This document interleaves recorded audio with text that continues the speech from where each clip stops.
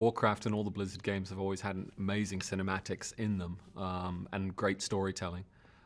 So it's always felt like it had some, filmic sensibilities. And being a computer games player myself, it seemed, if I was ever going to have the opportunity to do a film based on a game, it felt like Warcraft would be the excellent choice. They're both family men, and they're both men who feel a responsibility to protect those that they love and the civilizations that they represent. And both of them do that. Unfortunately, they find themselves up against each other in trying to do that. There is a huge amount of interest in the film from those people who have played the game. But a film of this size and that we put this much effort into, we really want it to go beyond just that audience. And I think we've done everything right in that respect. The story itself is engaging. The casting has been, I think, really smart and adds something to it. I think.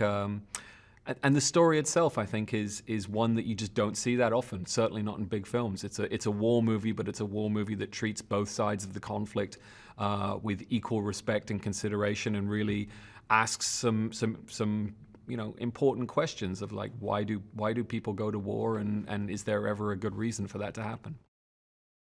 There's a couple of sort of key ones.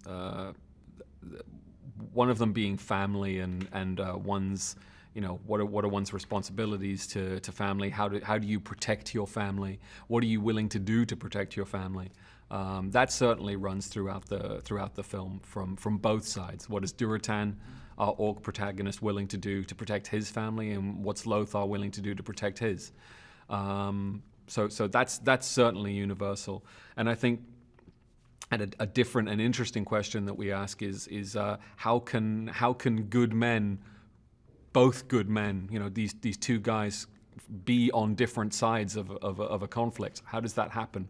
How can you not all be in the same, all be fighting for the same cause if you're all good men?